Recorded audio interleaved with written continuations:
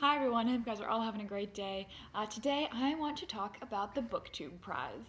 On Monday of this week, Robert announced the results for the round that we just did, which I can't think of the name of. And I did get the opportunity to participate as a judge, and I want to do a quick review of the books that I read, and then I will also share my rankings of those books. So I got to read all of the books in Group F. These books, let me flip to the correct page, so not in any order. These books are Vox by Christina Dalker, Circe by Madeline Miller, Severance by Ling Ma, The Ensemble by Asia Gabel, Fruit of the Drunken Tree by Ingrid Rojas Contreras, and The Silence of the Girls by Pat Barker. My first impression upon getting assigned to that list was that I was really only interested in The Silence of the Girls. I knew that it was a Troy retelling from the perspective of Briseis, and I thought that was going to be awesome. I do like mythical retellings, but I was nervous to read Circe because I thought that it would be boring. You know, she just hangs out on an island, and so I wanted to read The Silence of the Girls. I really wasn't interested in any of the other books on the list. I hadn't heard of The Ensemble or Fruit of the Drunken Tree. I had heard of Severance and heard that it was pretty good, and I had heard of Vox, but unfortunately what I heard about it, I didn't think I was going to like it. So I thought right off the bat that I was not going to like Vox. So I had an expectation for my low and an expectation for my high, and I was only 50% correct. So I'm going to go ahead and share the books now and talk a little bit about them from my lowest ranking, my number 6 ranking, all the way to my number 1 ranking. So for me, personally, because I chose, after reading all of the books, I felt that Vox was just the lowest on the list. I absolutely hated it. I just don't have anything else I can say. Vox is, it's a pretty cool premise. It's this alternate reality where a bunch of conservatives have decided to run the country, and because conservatives are crazy and because conservatives hate women, they have actually decided to put these fancy little wristbands on women that limits their words to 100 words a day. And if you go over that word count, if women go over that word count, something bad happens to them. And so that premise I actually find really interesting. But this book was awful. Not only did I find the author's particular brand of feminism to be completely insulting, but I also, not just to me personally, but also to lots of other women, and also to, the other half of the population, men. It's amazing to me how, in an effort to defend ourselves, we sometimes go in a very, very sad trajectory.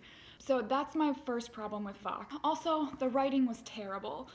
So for a story, I feel like in a story, if coincidences lead to the conflict, that's fine and that makes sense. But when coincidences are what solve the conflict, that is not fine. That is lazy writing. And that's exactly what happens in Vox. A wonderful coincidence just tidies everything up. Also, for a feminist novel, the ending wasn't terribly feminist. In fact, all the men had to come together and save the day. And I don't know whether we can say they did a good job or not, but the day does, of course, get saved. So I just wasn't pleased with it. I found the main character to be pretty offensive as well. She basically hates everyone around her. She has an affair, blames it on her husband, who's a reasonably good man, and then, spoiler, okay? Spoiler, just click to the next segment if you don't want to know about this.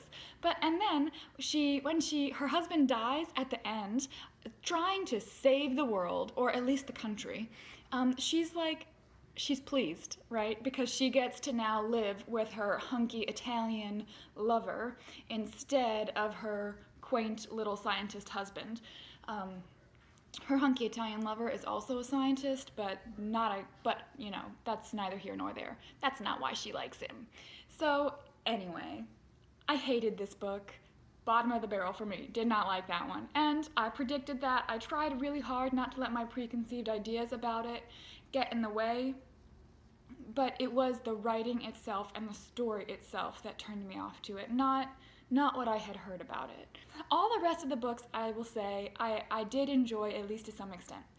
So for number 5, for me, I chose The Ensemble. The Ensemble is a book about a group of musicians. They are a quartet, a string quartet, and the book jumps between their different perspectives, the 4 different perspectives of the people in the quartet as they advance in their career.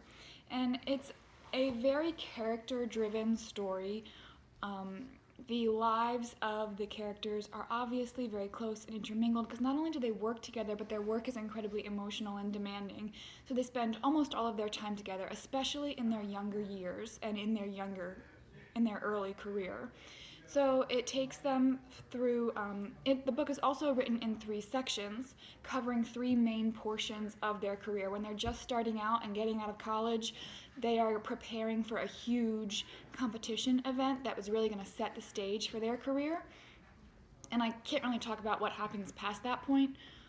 So I really enjoyed the different perspectives in the book. I really enjoyed learning a little bit about music. I don't know anything about string quartets. I know nothing about them. So while I was reading the book, I enjoyed listening to all of the pieces that the musicians in the story are playing. They are preparing for a major piece or a major competition or something along those lines in every section, and the author tells you what those pieces are, and it was interesting and exciting to listen to those while I was reading the story.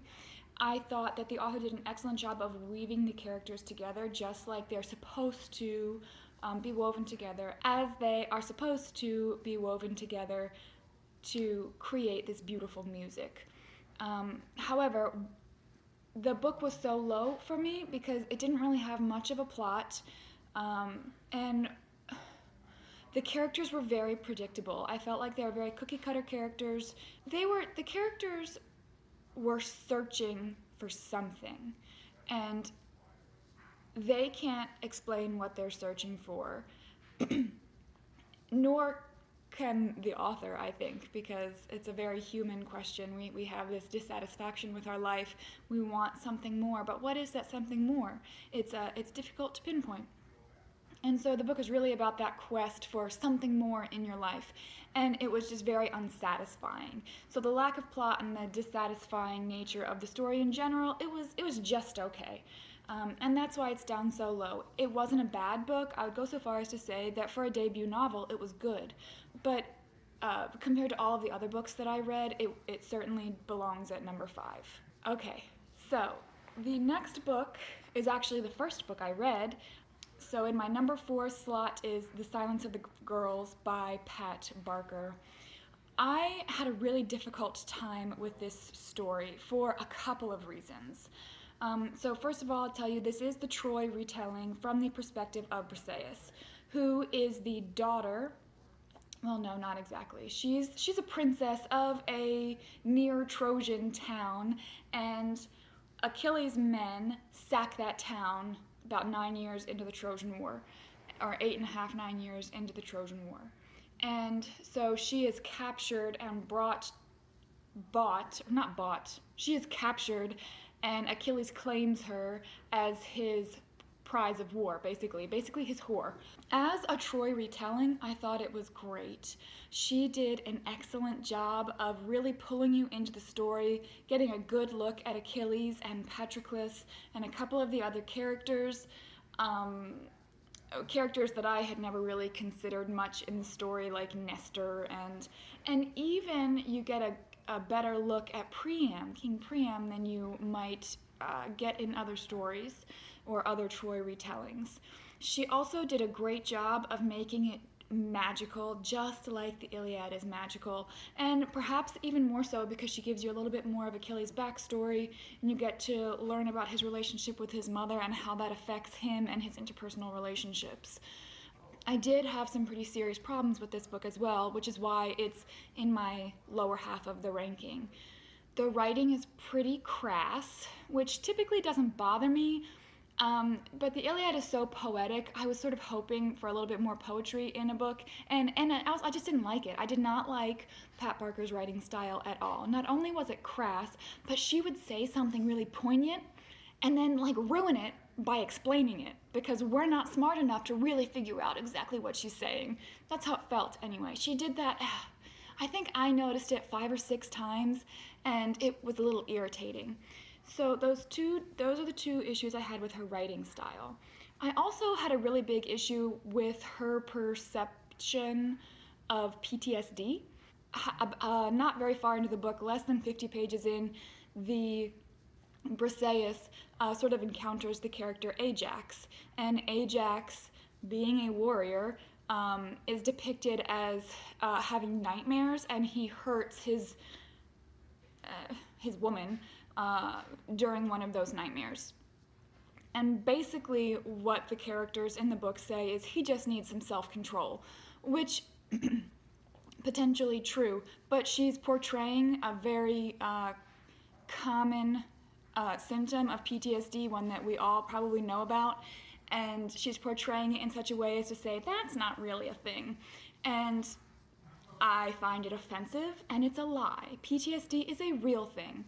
I think one of the things I find it really offensive and irritating is that the men in her story are not the only ones who are going to be suffering from PTSD. Every single woman that she talks about in this story has watched her city be sacked, okay? She has watched her husband, her brothers, her sons, every man in her life be murdered violently. And then they are raped and stolen from their homes, not necessarily in that order, but perhaps in that order, depending on the person, okay? And not only are they raped and stolen from their homes, but they're put in the enemy camp and continually raped and continually put in that position. So they would definitely be suffering from some hardcore PTSD. So my friend, if it's not legitimate in men whose symptoms of PTSD are very violent, then it's also not legitimate in women. And what she's doing here is not allowing her victims to be victims, which they are. If a woman is treated the way that these women are, they are victims, and they can have strength in their victimhood, but we cannot take that away from them. Anyway, I'm off my soapbox now, and I'm calm. So I loved it as a Troy retelling. I did not like it, but I had some very serious problems with it as a book in general. Okay, next, for number 3 on my list, I chose Severance by Ling Ma, which I believe is a debut novel by this author. Severance is a dystopian-ish book where the world is basically ending because of some super fungus, which causes very strange, slightly zombie-like symptoms in its victims. Is that the right word? Victims. They're not quite zombies because they don't eat people, but that's part of what makes the book interesting. In the book, the main character is basically a millennial, and she lives this ridiculous, reckless life in New York City, and she's also the daughter of, well, she's an immigrant. Her parents are first-generation immigrants. She moved to the United States when she was 5 or 6. And so the story sort of works in flashbacks. You get her life in New York outside of the city as she is traveling with a group of people to sort of, she's traveling really with some of the last survivors of the flu, and they're trying to get to Chicago to find a complex where it's safe for them to live. And so you're following that journey, and throughout that journey you're getting flashbacks to her life in college, her life in New York, her life with her parents, her life at her job. She was basically a Bible salesman, which I loved it. and she traveled back and forth to China for her job to sort of monitor the production of books. So I'll be honest, as a story, the story was just okay. But as social commentary, I thought it was really, really well done. Um, I she talks about consumerism. She talks about consumerism, especially in modern Christianity. She talks about issues with immigration. She talks about family crisis issues, um, triggers in memory. Like what about memory?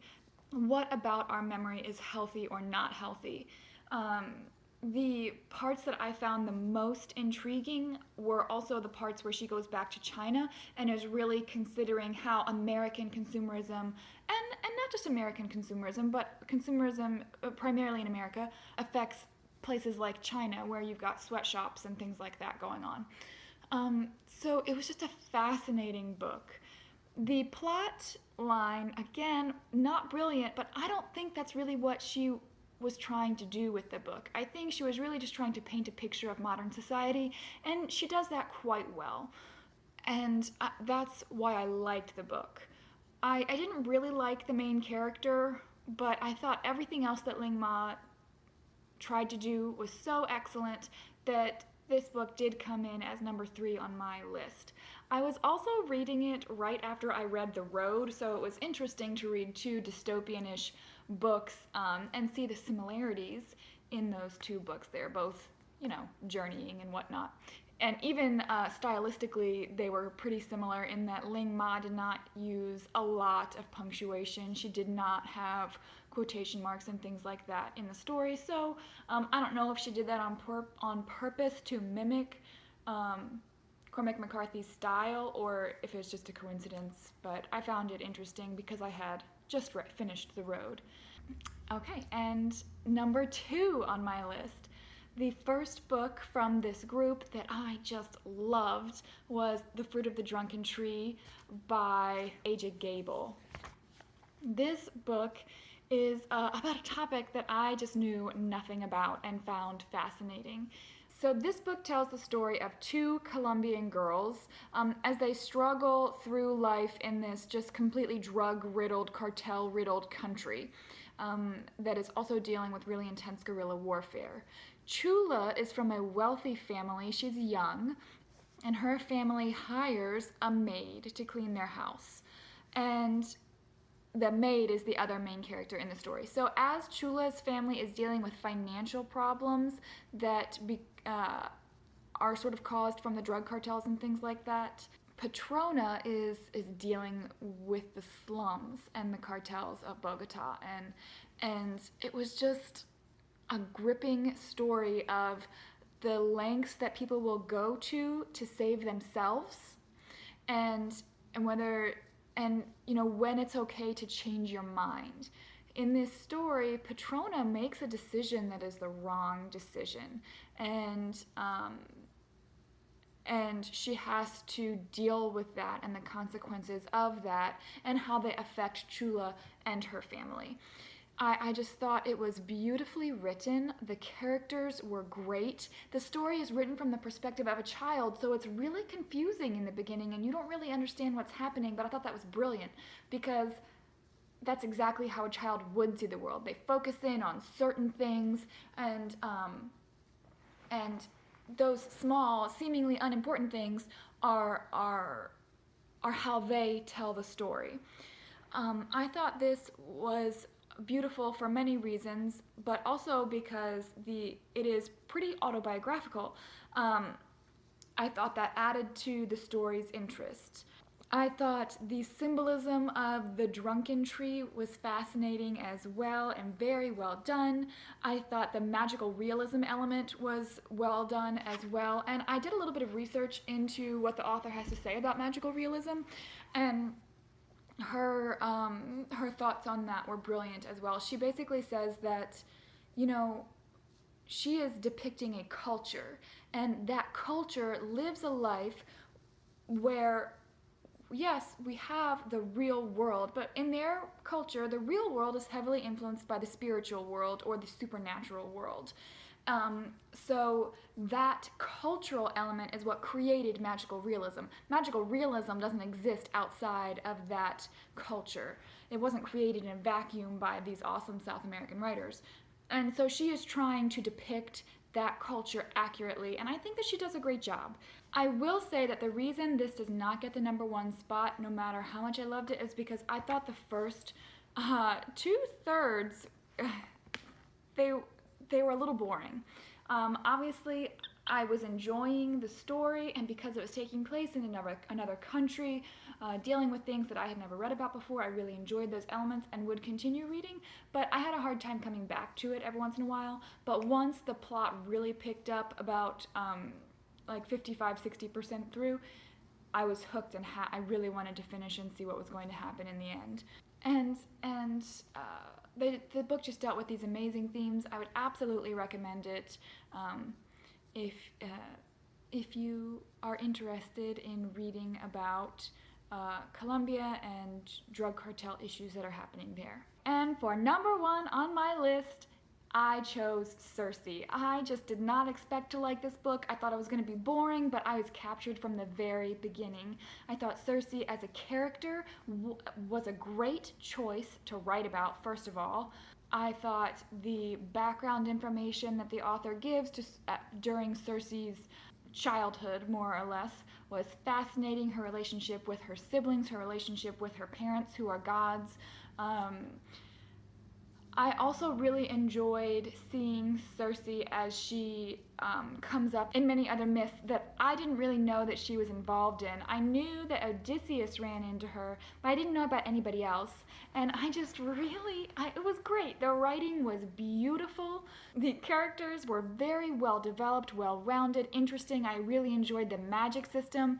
I also really enjoyed the concept that gods, because they live for so long, their perspective is just different than mortals. And obviously we know this, we see it all the time in movies and books, but I thought that difference in perspective was very well portrayed in Circe, especially because Circe didn't get it in the beginning. Seeing her growth and change was fascinating. And I loved it. It was an all-around great book. If you haven't read it yet, most of you probably have, but if you haven't read it yet because you think it's just too hyped, I would say this is one of the books that is worth the hype. Go rent it from the library, buy it, purchase it, whatever. If you enjoy historical fiction or mythical retellings, you will probably enjoy this book as well. So that's it. I do want to film another video where I discuss how I felt about doing all of the reading and ranking, but this video is already long, so I'm going to save that for another day. Thank you so much for watching. Definitely go check out all of Robert's videos about the BookTube Prize and all of the other judges who have done videos as well. I've already watched some great videos, and I love hearing other people discuss how they rated the books. Thanks, you guys. Have a great day. Bye.